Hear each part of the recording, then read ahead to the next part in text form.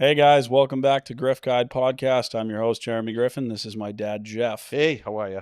and we're going to talk about some plumbing stuff today and some life stuff and what it's like to run a business as a family. So let's talk about how you started in the industry again. Okay, so basically I was a young kid. My grandfather called a plumber in. That's something he couldn't fix because it was gas, so he was pretty smart Still about. can't. Still can't, right? But no, he was cool. He called the plumber in. Plumber lived right down the street. Good dude. Comes wobbling in with a big tin bucket. Throws the bucket on the floor. Kneels near it next to the stove. Throws a couple wrenches at it. 4 minutes later, he leaves. Tags my grandfather for $35. My mother looks right at me, and they thought that was like highway robbery or something. But my mother looks at me and she goes, "You're going to school to be a plumber," and so I did. That's basically how it happened, and that was like in 1970. Let's see, I went to 81. So yeah, that was a couple of years before I went to trade school. So it was like 1979 ish, 78. So yeah, it was a while ago, but that influence, basically, because I wasn't going to college, that wasn't happening. You know, it's funny. It's so bad, but I barely ever even realized people would do that.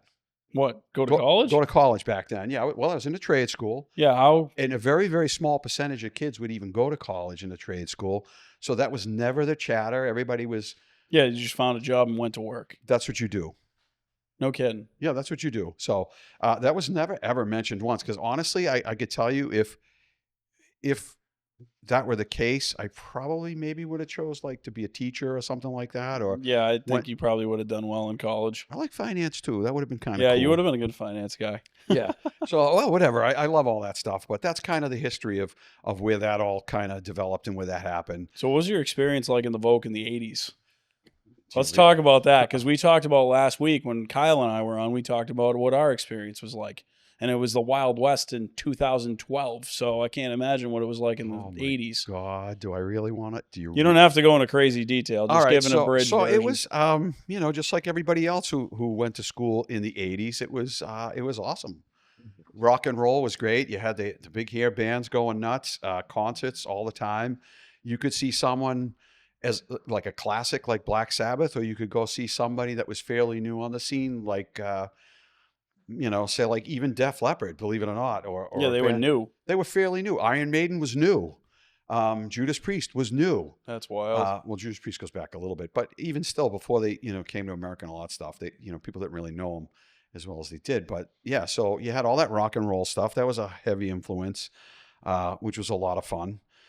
Um, you know, um, but as far as, like morphing into becoming an adult and trying to, figure life out and all that stuff. So college really wasn't an option.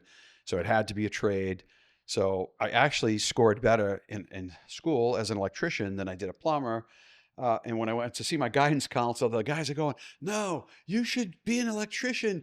Blah, blah, blah." And no, I go, "Listen, they let me use a torch. I could like blow shit up and burn stuff." And so Melt lead. melt lead. So safe. Yeah, oh yeah, not safe at all. We all know what happens with that. But so it was just so much more entertaining to be a plumber to me.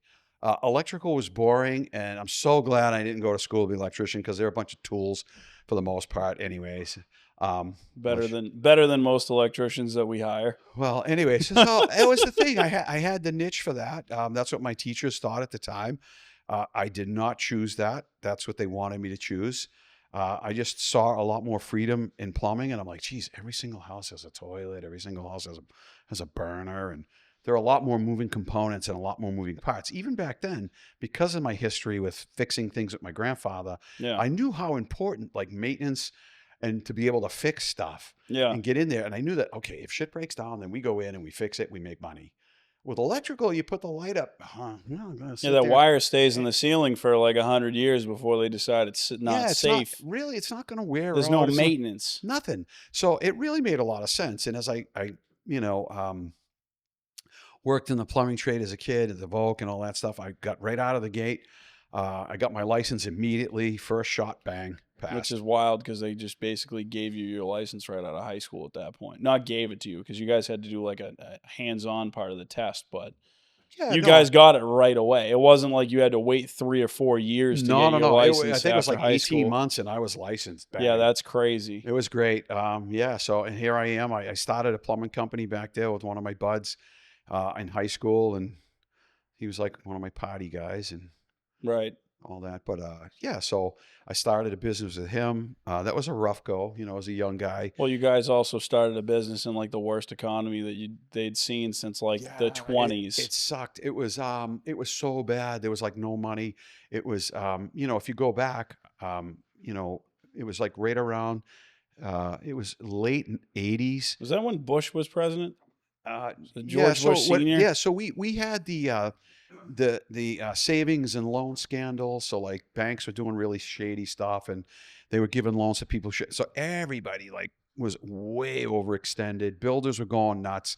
So in the 80s, it escalated. Everything went like this, and like it was like a straight line, boom, straight down, and then a flat line, and no one had money. And I'll tell you, nobody right now that's in business, that's in a new business, unless you're, in your 50s and you've lived through this shit a couple times, like nobody really understands. Even in 2008, the crash of 2008 with the economy back then, and that was terrible. But really, you don't understand what it's like when nobody has any money, like no money, because credit really, credit cards weren't really like a huge thing like they are now. People just Right. borrow, Right. and then they figure it out. They, to live another day. But back then, I'm telling you, there was no money, and it was tough because even, after like, when we got into like 1990, 91, I abandoned plumbing completely.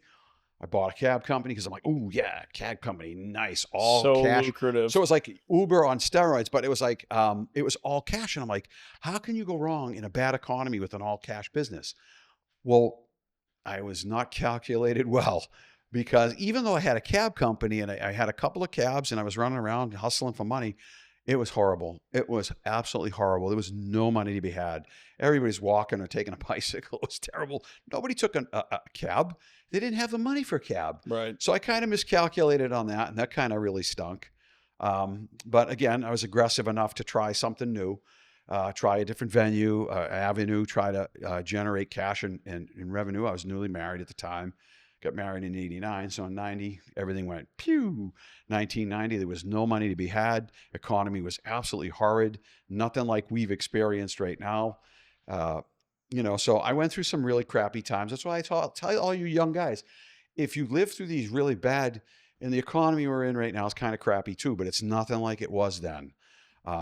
So just, I tell all the young guys today, I says, you should be so grateful for what you have now. And moving forward, because those economies were just stifling. It was just brutal. I used to run the cab, and I'm not kidding you. I'd run the cab from like, 8 o'clock in the morning to like 8, 9 o'clock at night. I'd run that whole shift, and, I'd come back with like $30, 28, Right. $28. It was like, okay, so I can get some, some groceries or something. And that's it. That's all you get. Barely paid the bills. No, it really didn't. It really didn't, because, over time it just got worse and worse. And then, I ended up selling off that stuff at a loss. And you sold cars, right, after that? Yeah, man, I tried everything. I tried to generate money every way I could. I was a car salesman. Yeah, what was the the industry like though back then? What was that like? That was kind of fun, actually. I jumped into that stuff in the winter time, and it was so crazy. I went to work. I was selling Nissans at the time, and it was like, because I'm the type of guy, I'm not going to lay down. I'm just not going to. I'm just going to keep punching through. I don't give a shit what's in front of me. It's going to work. We're going to figure it out. Keep going. And when I was doing that, I'll never forget it. My boss comes to me and he goes, all right, and he's telling me all this shit about cars and everything. I'm like, yeah. And I had to like be schooled in the car world. I'm like, okay, yeah, cool. And he's like, all right, this is what you got to do. Just get their credit card. That's all that matters. Get that credit card, lock the deal. So it's so funny, Jeremy. The first car I ever sold was a I don't know what year it was, 91 maybe. It was a Nissan Sentra. I'll never forget it. I talked to the guy. This guy comes in. Yeah, I want to drive a car. So which one you want? He goes, the blue one right there. So I get a Sentra. I go get the keys. I get the thing, just typical. Here you go. Let's go for a ride. And we come back, and I said, so how'd you like it? He goes, oh, it's pretty nice, tight drive and all this crap. I says, oh, okay, good. Can I get a credit card? He goes, okay. So he gives me a credit card. So I go to my boss, And I gave him a credit card. I go, Al, I sold the car. He goes, how much you sell for? I go, I have no fucking idea. He looks at me, he goes, so you sold the car and you don't even know how much you sold it for? I go, dude, you told me to show him the car. You told me to drive the fucking car. And then you told me to get a credit card. I did exactly what you told me. You deal with it. So we sold the car. So anyways, it's the funniest thing. I didn't do it for very long. I hated it. But it did pay some bills. And it was funny. I took that job. It was probably like November or something like that. And I'll never forget it. And I stayed with it for maybe like 5 months. And I'll never forget this. In January, right? In January, if anybody knows what a 240Z is in the Nissan world, that's a rear wheel drive 2-seater. In the month of January, I was the number 2 guy. I sold as many cars as anybody else in the place. I didn't know anything about the stuff, but I studied and I learned about this 240Z because it was like really cool looking car, 2-seater, but rear wheel drive. I sold 13 cars in the month of January when the economy sucked, and 12 of them were rear wheel drive, 2-seater, 240ZXs. I didn't sell a Pathfinder. I didn't sell anything good in the snow. I just said, oh, you want to buy a car? Hey, this is what I know. And I'd show them this car, and boom, they would buy it. So you sold a bunch of sports cars in the middle of January that were rear wheel drive. Yeah. And people bought them. Yeah. Wow. Yeah. There you go. And I was the number 2 salesman in January, and then I was like, okay, I had enough of this shit. This is crazy. I couldn't stand it. Well, you have to stay there like all night, all day. Yeah, you sell your soul. You Yeah. give your blood. You just die. Yeah, car sales industry sucks. Yeah. So I did that for a while. Then I worked for a couple plumbing companies in between. And You did? Yeah, they were shitbag companies. They treated his employees shitty. The pay was terrible. Everything was terrible. It was just not fun. It was really awful. I think they took advantage. Companies at the time were taking advantage of employees, so they were just beating you to death for like no money. And I had to do what I had to do. So I put up with it. I did it. I did that for a short while, and then after that was the sky opened. Boom. I got an education and I got to work for a utility, a public utility. I worked in a gas company, and shit, man, did I learn a lot. I don't know if you want to go into all that, Jeremy, but No, let's go into it because I feel like that's important. okay. So so I took a job at the gas company at the time. I just needed the security. Josh was coming. It was a baby. Actually, we didn't have any insurance when Joshua was born. We didn't have any health insurance. We had to rely on the state to pay for his birth. So, So you got your tax money back at some point. Just once. Right. Just one time. Yeah, That's there you go. it. Just once. Yeah. The rest of the time you paid. Yeah. So what else is new, right? But that's okay. So that's what happened there. I went to work for a utility. I learned a shit ton at a utility. I actually thought I was smarter than the rest. I was a plumber. Oh, I'm a plumber. I walked in with a chip on my shoulder, and boy, was I humbled. I was humbled quickly. These guys that worked for the utility knew what they knew. They didn't know anything else, but they knew what they knew. So I had a lot of respect for that. I paid attention. I never said no.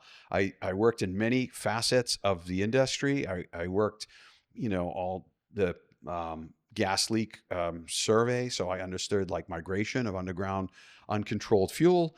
I also learned about, so that was really important. Then I learned all about the heating aspects and how to actually fix gas heating equipment and high efficiency. I actually grew with the industry. Which is good. So I kind of morphed with it. So that's why I had no fear of it when we broke into our company. Right. So I feared not with that. And then I worked at LNG. So I worked at cryogenics within the company, ran the plants, as you know. That's a lot of fun. Yeah, I ran an LNG plant by myself at night. That's awesome. Running around with your slippers and underwear, trying to shut shit off in the middle of the night. You know what I mean? Keep everybody warm. Yeah. So that was kind of cool. But that was an experience. That was a very, very humbling experience, actually, because I didn't know anything. And you came out of it knowing as a plumber. Yeah. I learned a lot. I would never say no to new programs. I always dove right in. I always took advantage of the knowledge that they had that I could capture, which now, as you know, Jeremy, you see it, and a lot of our customers and the people that we service, they really get all of that experience that came out of, 27 years of different areas of the industry, learning all the things that we learned. We took that, we teach our employees now, and we make our employees, and we share information with our employees that basically turns them into something that's not out there. Well, it builds consumer confidence when we walk in the house and we actually know what we're talking about. That's kind of the big difference, really, is what we offer is the training. Yeah. So, anybody, and it's reflective too, because all the stuff that people write, on our website, and the things that the Google reviews and all the stuff that they leave, it's reflective of that, because we're Right. taking a knowledge that you can't even get it anymore. You can go to all these, these plumbing schools and all these, they're not going to teach you. Well, they don't teach you anything in the plumbing schools anymore. That's part of the problem with the curriculum and what they're given and allowed to teach. That's true. They're pushing kids along, and we find out because a lot of the kids that we get, and we have, We've had them. yeah, we and then we even have co-op kids in our company too, and really they come through the gate. When it comes to natural gas, they don't know anything, and the dangers of natural gas, and all the different things, and the aspects of the fuel, and how it works, and the efficiency of the fuel, and just all the different facets of Right. as a country, and how we accessibility, and how much we have, and how we use it in different areas, and different ways to use it, and how creative the industry is, and Right. we just keep throwing that on the kids and keep teaching them. They're going to get things at our company that I'll tell you, not even some of the schools around and trade schools. And Jeremy, The because teachers don't even know that stuff. they don't. And even you and Joshua, that's my other son. Has he been in yet? No, he hasn't been in Okay, yet. you guys are going to love Josh. He's great. Yeah. He's a level-headed thinker on all of this, but he really is. He's awesome. Too calculated sometimes. It's though. okay. That's all Yeah, right. We that's need what you that. He need. reels us in. So- But yeah, so the knowledge that we share, what we've been able to bounce off of the guys and the kids, or whoever comes through the company. Have they met Kiara yet? No, she Oh, was she's a supposed to be peach. here tonight, but we, Okay, that's all right. You're gonna change love of her. plans. You always got to She's a have a backup firecracker. plan. This kid's great. I can tell you the story about that after you meet her. Yeah, so we transfer all of that knowledge onto all the employees that come through. I'm not shy about it. And safety's our game, Right. because I was like a fucking Well, you safety. were a safety guy. What Yeah. was that like being a safety guy on those jobs? Because I obviously used to see the safety guys on like the construction union side, but I never got to see it on the utility side. So I don't totally know. different animal. Did they were you the safety guy everybody hated you kind of deal, or was it not as much like that? No, so what happened was I was kind of a liaison when the conglomerate came.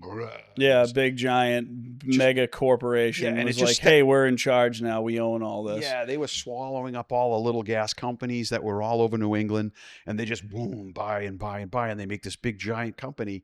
Basically, my job was to take the state codes, the federal codes, and take a look at their operation manuals and their SOPs, and make sure that it all kind of wove together, so that the employee in Rhode Island knows what the employee in Massachusetts doing, and the employee in Massachusetts know what the employee in New York is doing. They're all on the same So they page. standardized the entire process for everybody. And every group hated it. They all hated it, because what we were trying to do is we said, listen, this is the rule. This is what the company's telling you to do. If you don't like it, that's just tough shit, because this is what they're telling you to do, and they're signing your paycheck. So you really have to adhere to this. So it was really hard, because we had a lot of, newer guys that were smarter than smart. So you had to kind of like bend them a little bit and mold them. And then you had the old guys that were like, I ain't fuck you, and all that shit. We're not doing that. Yeah, and they're just I'm stubborn. not wearing safety glasses. Yeah, stubborn guys that you had to push and move. And get that. So it was that part of the company when I worked for the company. That was actually the last job that I had with the utility. And that was really, really, really hard, because I was not only was I dealing with different age brackets of guys, and dealing with supervisors from different parts of the company, and you're getting all this information, you're trying to mash it all together. And it's just like, okay, fellas, this is an absolute whirlwind of shit. I'm checking out, and I'm going to work with my kids and really make some money. Right. So and that's what really drove it. And Mom, hats off to Mom, because Mom was the driving force. My wife is just, what are you doing? You're wasting your time with this, and you're killing yourself. It's Well, we like, were working at night at that point, anyways. yeah, oh, that was terrible. I But don't know if you can Max, can you pull up a picture of the old Toyota with the lettering on the back? That was his truck. I don't know if we still have that. We have a picture of it. We went over it last week. oh shit, yeah, Yeah, that we were thing, talking about it. oh god, that thing's. It'll be Will up. he pop it up there for Yeah, us? he's gonna pop it up there. You'll be Oh. able to see it. We didn't do any pictures today because of what went on and all that, but he'll grab it and it'll be up there. This was the coolest thing. This was great. So when I started the company as we know it today, uh, it actually morphed out of my wife, Sandy. She was great. She saw a vision. She saw the potential in her kids and her husband, and it was cool. She was like, "You are just." There it is. You're wasting- The old dog, still running right now, still being used as a work Oh, truck. I miss that truck. So, anyways, I did everything out of that truck. Yeah, and it was impossible to work out of unless you were doing one thing. Well, so you had to be so calculated, and we were. It was just me, and I did it with my brother for a little bit, and then I did it. You know, he worked his way into a different part of the industry, which was great. But this truck here, you can't really capture all of it. But it was just a Toyota pickup truck with a cap on the back, and really we were providing A+ service even then. Yeah, it was the red carpet service. Yeah, always. My grandfather, again, going back to him, always, just treat people, respect, treat them. And we hear it over and over again, but that's like biblical shit that goes way back. So, Right. Just treat them the way you want to be treated. And, Yeah. and it's true. It really is true. So we worked out of that truck. And, in the very beginning, it was me and my brother. And all I did was my main focus was, okay, this is a new world. This is going to be a new place. So what we had to do was, oh my God, we have to figure out how to get a fucking review on my phone.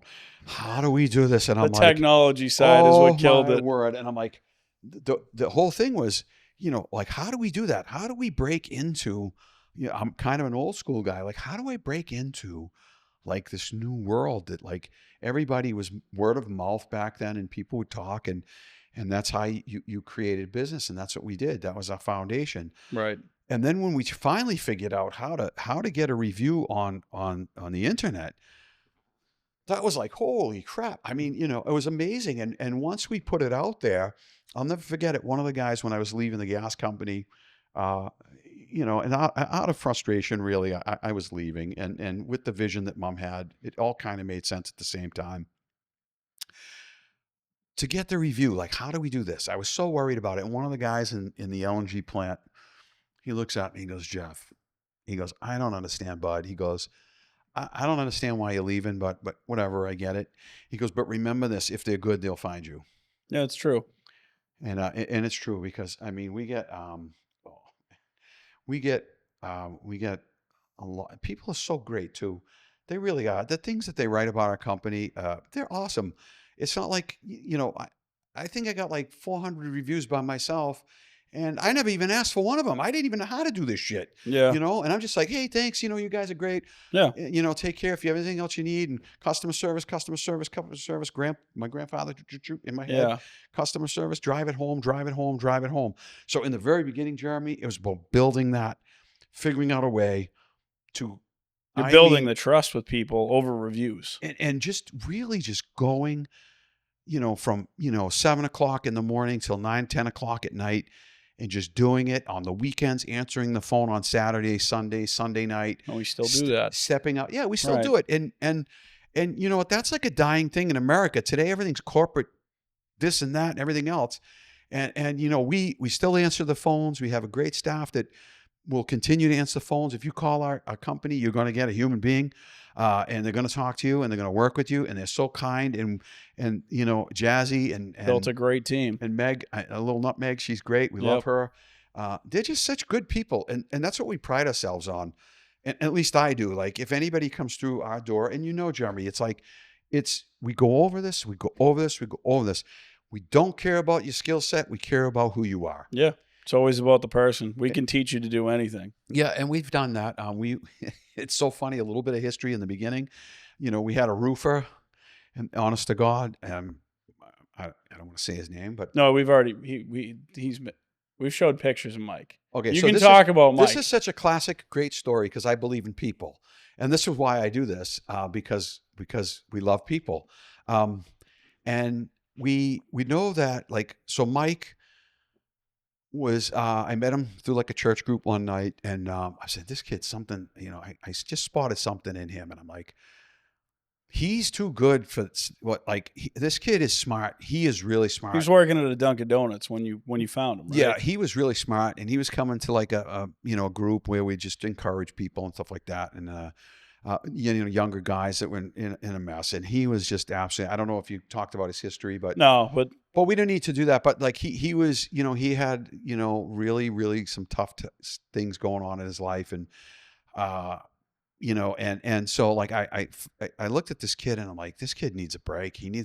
So I asked him, I said, listen, bud, I says, you just seem sharp. Something about you, I don't know what it is I like. I know you've had an extremely troubled past. And I just said, if I give this kid a chance, let's see what happens. And I believed in him. right. And, it was great. I mean, he didn't have a driver's license. He was in a house with a whole bunch of other dudes trying to do the right thing. And he was probably, I don't know, how far is it from 45 minutes from here? Yeah, he was 45 minutes away. I pick him up every morning at 7:00 and I drive him home in the afternoon. And this kid paid attention, and he learned. He did Probably the fastest learner we've ever seen. He was great. He was hungry. So what I learned was, it's not about you going to plumbing school or you being a plumber and you're smarter than this guy and that guy. Right. If you have the drive and the want to be, we can certainly work with that, and we'll give you the chance.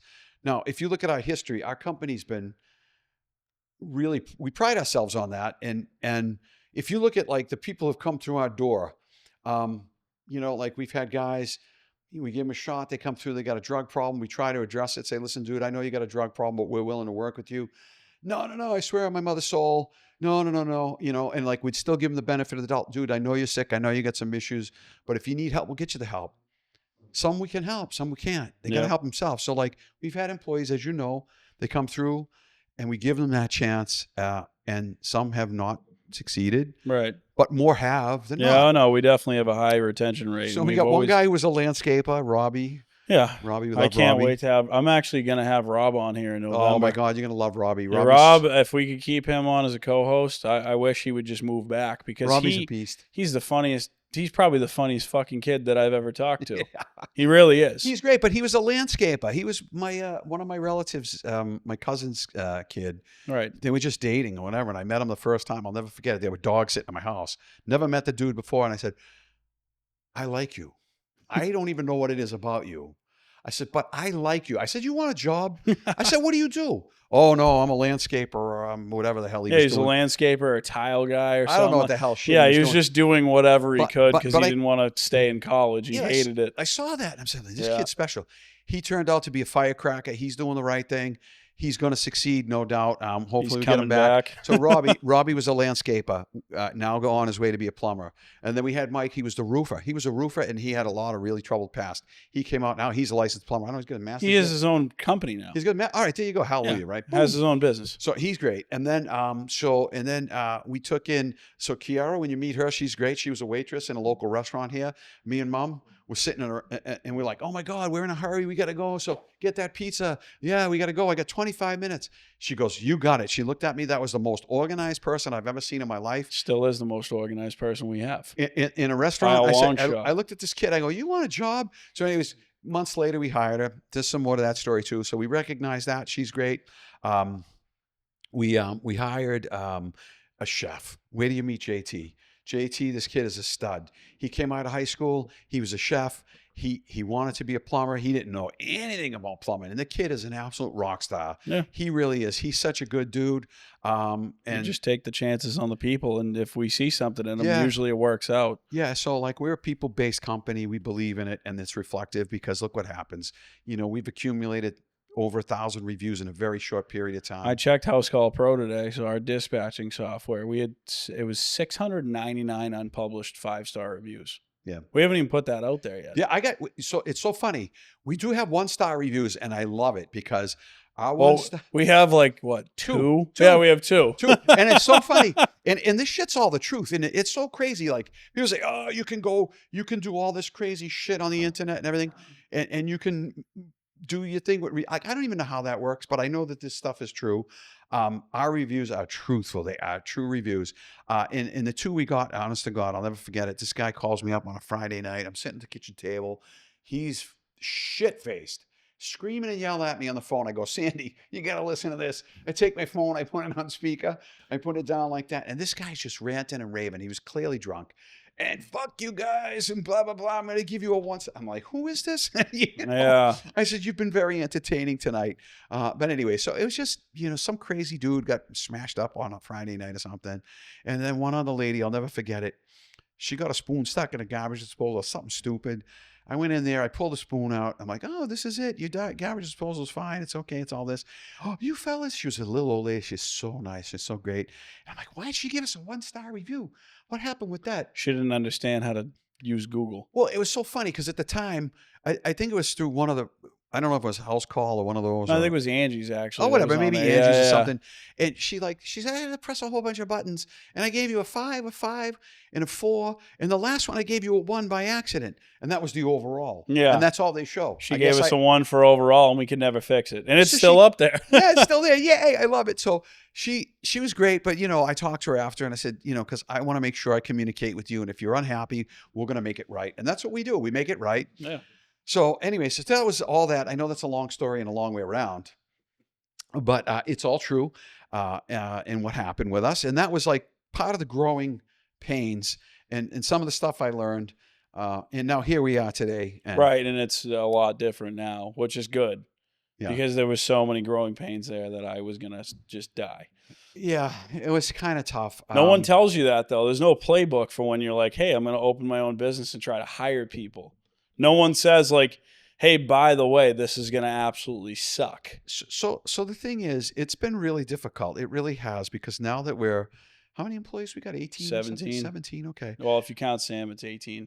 Yeah. Okay, so 18. Yeah, we could say 18. So think about this. We're just a one guy in a truck like you guys saw in a very short time, and now we have 18. That was 2020, by the way, that picture was taken. Okay. That was in 2020. We had one vehicle.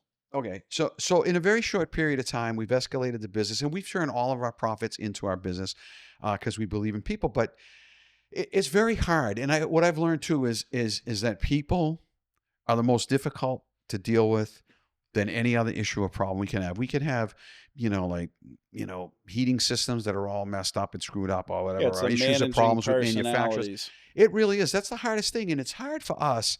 Because we're different, they're so different and it's so broad and it's so hard to get our employees to understand of how much of a sacrifice we've made and how much and how hard we've worked to even get here.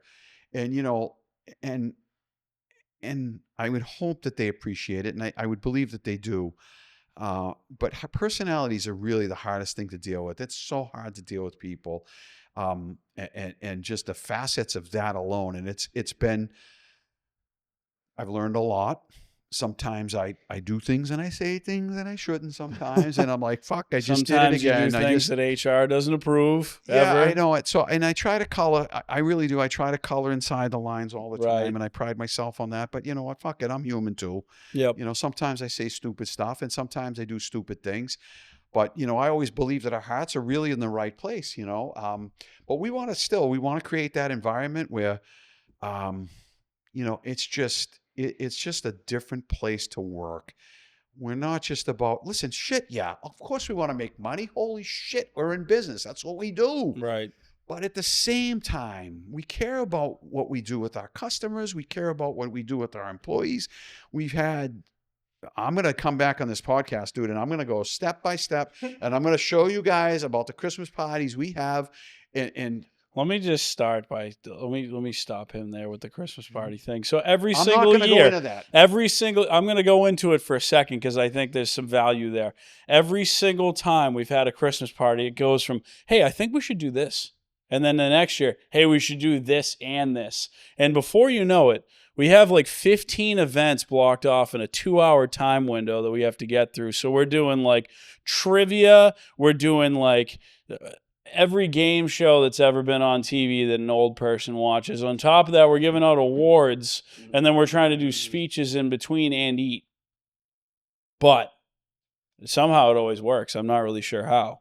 Golden Wrench Award. We got to figure that one out this year. You have something big planned. We should, you know what I'd really like to do at some point in time, and I know it's actually insane to even suggest this, but I think we should get a gold-plated wrench. It doesn't have to be a big wrench, but I think it should be gold-plated. Because No, it's got to be tacky it's gotta bullshit be shitty. that I made in the All basement. right, tacky bullshit in the basement's what we're going to continue on. So gold spray paint for forever. Yeah, and that's the thing. So, and that was a tradition too. Even when I worked at the gas company, I used to. Did they used to do awards at the gas company? No. That was so. What I did was, I worked with for a very long period of time, about 14 years. I worked with a crew of 6 with 2 bosses. So what I used to do is, all through the year, I used to let them know we're gonna have a Christmas party, and I used to pay for the Christmas party, and I used to get the guys together, and I said, you know what, just fuck business, throw the business out the window. I don't give a shit about this, that, and every other thing. We're going to meet on a humane level. We're going to call this thing a Christmas party. We're not going to call it a holiday party because I'm paying for this shit, so it's going to be what I want to call it.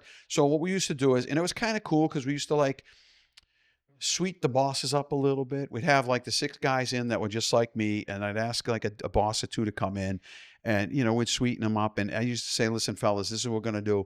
This is our first annual, and I did that for years for those guys, and I would pay for. I didn't care. I just said, listen, this is going to bring us some harmony, and this is what we need. We're in this shit together. We got to work together.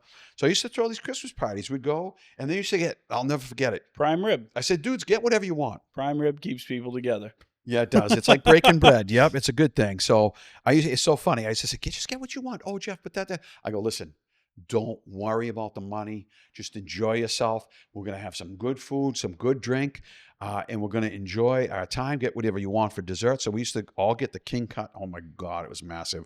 So it morphed into a king cut prime rib party, and the things are like 2.5 inches deep, and it was like this big Fred Flintstone. Everybody was eating a 60-ounce steak. Oh my word, it was disgusting. Oh my God. But anyways, it morphed into that. It turned out great. We did that for years. Right. But I continued the tradition as soon as I left the gas company and I moved into our company. That's what we did. We did that, and we do the same thing. We did it at different venues and all that. We're having prime rib this year. That's good. I love prime rib. We're going to bring it back. Yeah, for sure. And that's great. And we did that. But our Christmas parties now have turned into more like I turned into a game show host.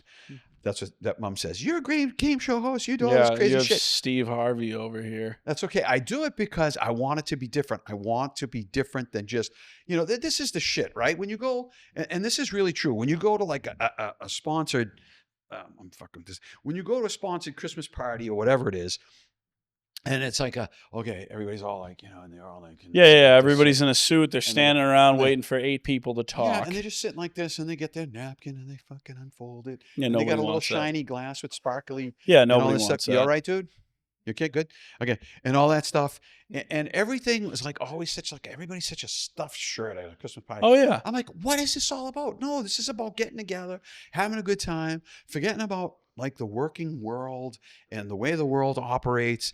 And we're going to turn this into a friendly, fun, just lighthearted, you know what? Watching JT put a fucking gingerbread house shit thing or whatever we had. Yeah, the gingerbread house making competition. That shit was wild. And it was terrible. And it was like, if anybody ever needs a plumber to build a gingerbread house on any level or any size, don't fucking call us. Don't call us. And it was cool because they invite, I just come up with different ideas, and I come up with all these different things, and some of it's kind of tacky and corny, but you know what happens? I'll tell you what happens. Reality is lost. That's true. It's lost. Yep. Reality's lost. So we got Christmas music playing in the background. We got, everybody's having a good time. They're having a couple of drinks and nobody's abusing anything, and everybody's laughing. And it's all about, we've just shut the world off. And we're bonding as a company, and we're doing the human side of this. We're going to be together.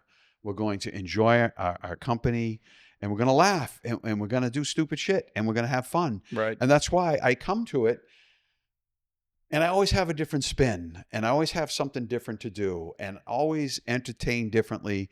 and a lot of work goes into it. And the Golden Wrench Award, I'm telling you, it's the tackiest shit you ever seen. And it was funny. The first Golden Wrench. I don't even. Was that the one that Mark won? Was that the first so year? The first Golden Wrench we gave away was, and it was the tackiest. It had like.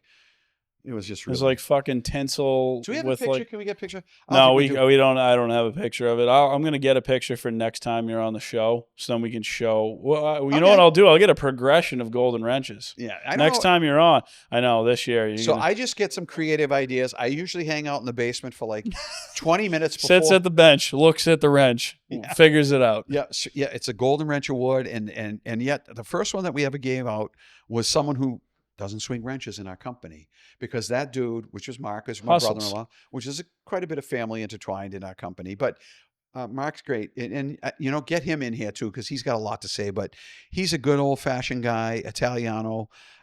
He's great. We love him. I love him like a brother. Honest to God, I've known him for about 40 years now, and he really is like a brother to me. And he does all the backbone shit to our company. He helps customers out. He does financing. He's through and through with all he does. He puts his best foot forward all the time. He also believes in people. But he won the first Golden Wrench Award because Jeremy and Joshua and I, we get together before we meet, and that's what we do. We say, hey, who deserves this? Yeah, like who's busted their ass killed up? themselves Who this year? Who has learned the most? Yeah. And really that's what we do. Who has learned the most? And who's applied themselves. And Mark was the guy. He was the guy. I do want to get JT's input on who on the Golden Wrench this year, because I really think that like he's a pretty good judge because he's worked with everybody. Yeah, JT's great. That's a good idea. And I always come up with these weird designs of this. It's very tacky. Well, 10 years from now, we're just going to be doing outlandish shit with wrenches and gold spray paint. Yeah. So it's been fun. And I got a really, really cool idea for this year. I've kind of followed the same patterns the last couple of years. They've been a little different, but they always have like the tackiest, shittiest looking garland I can find. They have like twinkling Christmas lights, and it's always like tacky colors like gold and red or, this year too, the hall that we're renting, we're going to have like a microphone and shit because there's going to be enough people there that we're going to actually need that. So now you really get to be a game show host. Give me that microphone. I have no problem. I've never been shy with the microphone. No, I know, but maybe we can get the Wheel of Fortune up and just I don't know. We'll figure it out. It's not even the Christmas party anymore. It's just a game show. Maybe we'll have the podcast at the Christmas party. I don't know if we can do that. Can you guys do that shit? Oh, that'd be kind of cool. Even if we do like a half-hour Christmas special, I think that'd be fucking outrageous. Yeah, we can do anything you want, Mr. Okay, Griffin. good. Awesome. Well, then that's what we'll do. Yeah, we'll do a road show. We'll do the road show. So, and another thing too is like not only the Christmas party with Jay Griffin, but like we do things. And again, I always tell my guys, I tell everybody this: when we hire someone, I said, listen, this is business, right? There's going to be days, and we're going to do everything we can to make this a great experience, right? So that you look back in your life and you go like, that was a really kick-ass place. I love working there. I wish I was still there or whatever. But what we do is we're going to go out of our way. We've had tournaments where we have bowling tournaments and we just go out, we have pizza and we're there for hours. We've had Canopy Lake. We buy guys all tickets. We spent Jay Griffin at Canopy Lake Park. We should do that again this year. And all the guys go and run rides and we're just having a good old time. Yeah. We've gone to like Celtics games. We've gone to Bruins games. We've collectively, we've done a lot of Red shit. Sox. We've done a ton of Red Sox games. Yeah. We did a box. We had a whole skybox one night.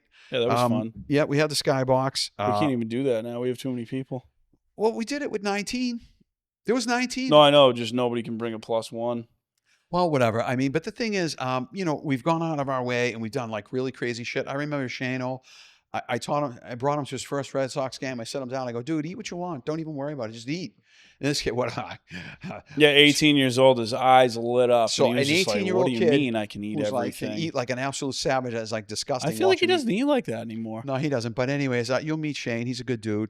And he's grown with us. He was in there kind of early with us. Very early. But again, here he is, an 18-year-old kid. He's like, oh my God, my boss has taken me. He's only in the company for like 2 weeks. No, Yeah. it's a couple days. No, it was like, yeah, it was a couple days. He's like, oh my God, my boss has taken me a luxury box to see a Red Sox game. Yeah. And it's all I can eat and all this. And it's like, but that's what we do. That's the people part of it. Like, and granted, as we've grown, we've been trying to adjust in certain ways, and it's been a lot more difficult to do that. But we did a lot of that stuff in setting up our foundation Right. of the company, and just unbelievable what we've done. I mean, Josh has gone to tickets at concerts and stuff, and just all sorts of things that Wind we've Supply, done. thank you for all the free shit you give us. Shout out to you. Yeah, Wind Supply has been fantastic. And I'm going to tell you, FW Web, they're a supplier that we use, and I've had such a great relationship with them. Jeff Armington, he's just the cat's ass.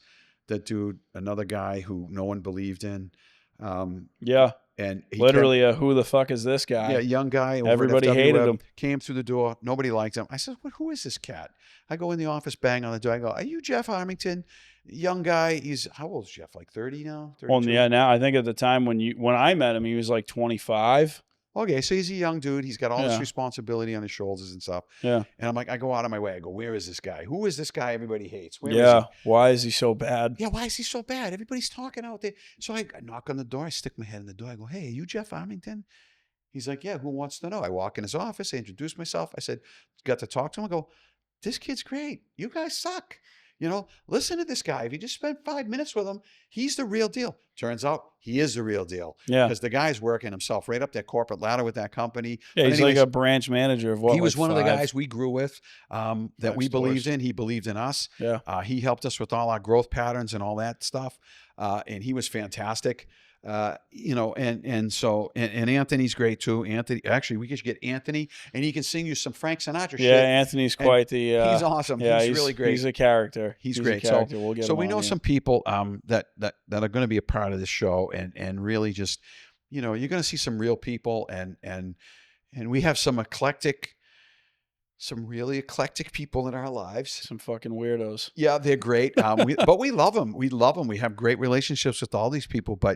And that's what it is, man. We just, whatever it takes to make Jay Griffin go round, Yeah. and to be a part of our community. And Jeremy, I don't even know if you talked about all that shit and all the stuff we sponsor here. I mean, I didn't even dive down the rabbit hole. We touched on the history, and I kind of just gave them we just touched on like the years and what kind of happened and how it is now. And I mean, you took a headfirst dive, which is not what I was expecting to do, but this is how a podcast runs. You took the headfirst dive, and I'm glad you did, because this is the early on shit that people need to see. Yeah. So this is good. Yeah. So and to know too, like, it has not been easy, dude. I don't give a shit. Like, running a company and trying to put things together, it is very complicated in this world we live in today. Especially when you're not like you're not a formally trained businessman. That definitely makes it fucking 1,000. I mean, maybe it doesn't. I'm not really sure. I don't know. I don't have any like perspective, but right. Yeah. Yeah, no, it's fucking hard, and nobody will tell you that. It is hard. And you know what? It's like, so like, not only do we have to, and don't even get me going on the government bullshit that a company has to go through, and the restrictions and the guidelines and all the fucking shit. payroll taxes It's that you deep, have to dude. pay, which Get is me a shovel disgusting. And it's like, and it sucks because you work January, February, March, and half of April, or most of April before For you even free. make a dime. Yeah. So like, and you think about that, it's like, oh my word. So it is very difficult to run a business, especially in Massachusetts. Massachusetts is not, I'm telling you, it is not a small business friendly state. It just is not. They make things so difficult with all the bullshit. Even the guys who are running this shit. Guys, can I get an amen? Yeah, amen. See, it's bullshit. 4,000%. It's bullshit. And I'll tell you, I would love to come back, and I would love to like just hammer into all the bullshit that this state and We all the can do stuff that. we've had to do, and the absolute nightmare of, like, you wouldn't believe like what you have to do and when you show up at someone's house and they're like, oh my God, it cost me. Why is the bill $450? You were here for an hour. Well, yeah, my office had to spend 30 fucking hours on an insurance audit last week. Yeah, Someone has to pay them. Do you know 20 cents of every dollar goes to insurance? Do you know that? That's insanity. Yeah. That's not even paying taxes. So, I mean, I can go into all that stuff, and that's an absolute night. But Well, that's something we're going to talk about at some point. Very, very difficult place to run a business. Very hard. And to perform and to give the people what they want. Even and to become a plumbing corporation in Massachusetts is fucking insane because you have to go apply with the state, and then you have to also go apply and get approved by the plumbing board. So you have to have 2 corporation certifications by the state before you can actually run your business. Yep. Not a lot of people know that either. Right. So it's a nightmare. So the thing is if you can win and you can you can really make it happen in Massachusetts, dude, you can kill it anywhere. Well, you can. You can kill it anywhere. So if you can make it here in this state, you can survive and you can do it anywhere. Yeah. No doubt in my mind. Very difficult, but we're doing it. And we refuse to lay down.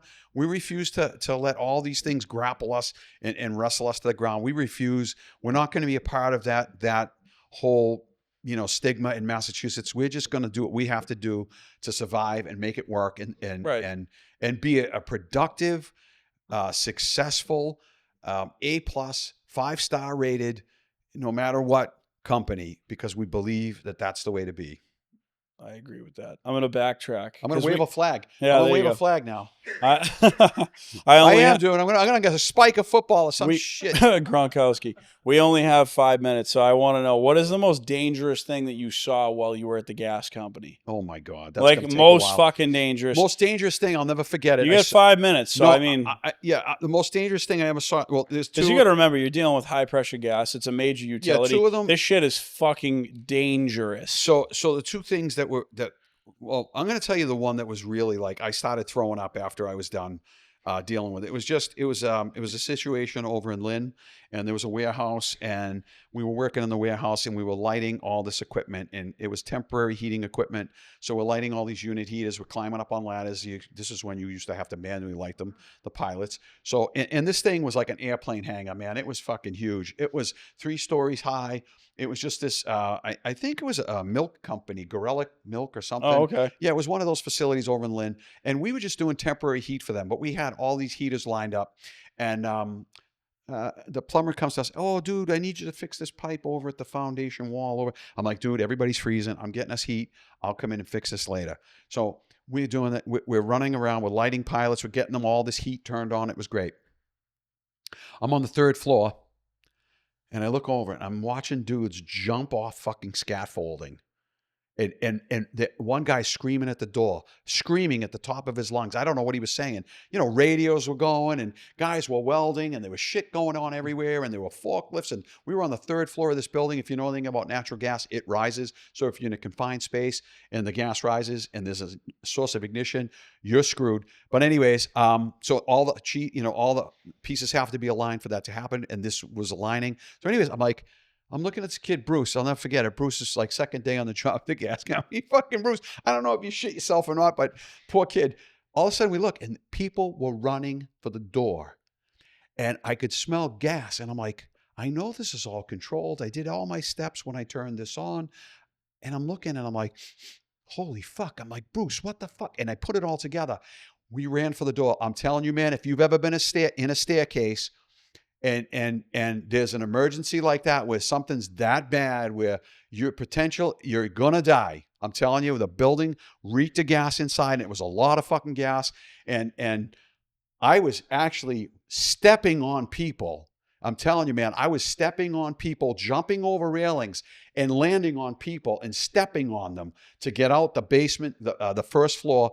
And I get out and I'm fucking screaming and yelling. They're like, shut the gas. Oh my, the plumber's going, oh my God, I'm sorry. I fucked up. And I'm like, I stiff arm them. I fucking get in the truck. I was taught this in school when I was a young gas guy. If there's something you can't control, you press the emergency button. It locks the whole fucking company up. Everything inside Boston Gas at the time, the whole entire company stopped and they look at you and say, Jeff Griffin, what are you doing? So I looked at Bruce. The plumbers are banging. We get in the truck. Get in the truck. We roll up the window. We get in the truck. Roll up the windows. Imagine what the fuck is that? So we roll up the windows. They're fucking banging them. Yeah, I know, right? So nobody even knows. So anyways, we get the windows up and I look at Bruce. I go, Bruce, I learned this in school, and my buddy Tommy taught me this.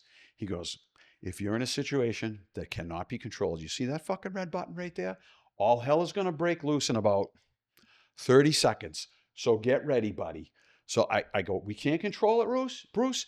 And I go, and we're going to lock the entire company up, and I don't give a fuck. And the van's rocking, and they're banging. The plumbers, shut the fuck. We did nothing. So I hit the button, and then my pager goes off, and my computer's fucking blinking. Everything shuts down. Whoa! We had bag phones at the time, I think. You had the bag phone with the, you guys remember that shit too? No. No. Oh we're my God. We're all too young for So that. anyways, they were cell phones, but in the very beginning, it was before the brick phone. Anyways, so everything locks up, the gas company, all this stuff. So basically what happened was that plumber that asked me to identify that issue, he did it on his own. He tore a 60-pound gas main inside a fucking building. He took the cap off. So it was like, it was Let's fill a building up in a matter of minutes. It was really, so I mean, I have the police, I got the police there, I got firefighters there, I got ladder trucks, I got all this fucking apparatus, and they're all going, what do we do? And I'm like, the fuck, you're the fire department, what do I do? I'm the fucking gas. So they're like, we don't know what to do. So I actually go, okay, the first thing you need to do is get the fucking state troopers out there. You need to shut down the Linway. Don't let anybody buy the Linway. Then you need to get this building next to us. There's 350 people. You need to take a log. We need to evacuate that building. And the building on the other side, however employees or whatever's going on in that building, it was just protocol. We had to evacuate hundreds and hundreds of people from both sides and across the street from this building. We had to lock that down. And as this is all going on and the gas is pouring in the building, we had no idea how to shut it off. There's one of those, those little burners, they call them a salamander, but it's like this. The little kerosene propane shit. heaters. It looks like the ass end of the Batmobile when it takes off. And I got all this fire and shit going, and I can hear the gas going in the background, and I'm getting people out, and the fire chiefs not knowing where to put trucks. State troopers don't know what the fuck to do, getting people running all over this way, that way, ambulances on site. Gas company, here they come. Come on, boys. They fucking banged at that ground so hard with that fucking backhoe. That thing was still rolling. They were bang, bang, bang. They knew exactly where that pipe was. They got in the ground and they squeezed it. They had some like hydraulic press thing that fucking squeezed that, and the gas goes shh. And here I am shitting myself the whole time, looking over there at the Batmobile going, whoa. Now that's a source of ignition, and I got a 2-inch, 60-pound gas main. Half a PSI out of your stove, half to a quarter, somewhere in there. So 60 pounds of fucking is bad. Yeah, what's in your house is like a quarter of a pound. Yeah. This shit was 60 pounds. And I'm telling you, and it was all done. And we shut it down. Thank God. Hell, nobody got hurt. I did everything I was supposed to. Everybody that was evacuated was good. We secured the situation. And when it was done, I leaned my head over the truck and I just threw up on the truck. I fucking threw up on the truck because the adrenaline was so high and the shit was going mad. And it was a lot of pressure on, like, and I was kind of a newbie. I didn't really kind of know what was going on. I knew what to do, but it was a lot of pressure, and there's a lot of people coming at me, and a lot of, the fire chief, white hat, going, I don't know, there's chloride, something in the back, and we got to fucking this. I'm going, get the fucking people out. I don't give a fuck if the building goes. Get the fucking people out. That's what you're supposed to do. So that was really a high intense. And then, it kills me too, because this is the nature of like the gas company. That was like really, that was bad. That was really bad, but nobody got hurt. So that was good. But, it was so emotionally messed up, and it was so high. It was very intense for like one person to have to orchestrate and to tell the fire chief what to do with his shit, and to where the ambulances go, and where the cops, and what to do and block. And it's like, the shit was all on me, and it was just too much. I've never been through anything like that in my life. And that's the dangers of what can be. And so that was really the shittiest thing. But what really kills me? And honestly, when you work for a corporation like that, a big, giant, multi-million-dollar corporation, they all suck. Nobody loves you. Nobody gives two shits about you. They don't care that you just saved the company. You know how much money I saved the company that day? Billions of dollars. I saved them so much money because I knew what to do, and everything kind of worked out. Nothing really crazy happened. But really, in the end, a simple thank you would have done it. So I've learned a lot. And they're like, oh, and they sucked. They were terrible. Because like, oh, you're such a pussy and this and that and everything else. And I'm like, all right, personally, I want to fucking rip your eyeballs out and Yeah. and get violent with you because you're an asshole. Yeah. And that's how they were. They were just so distasteful, and they don't care. They don't care. Corporations, you're just a number in big corporations like that. And really, that was something that I learned.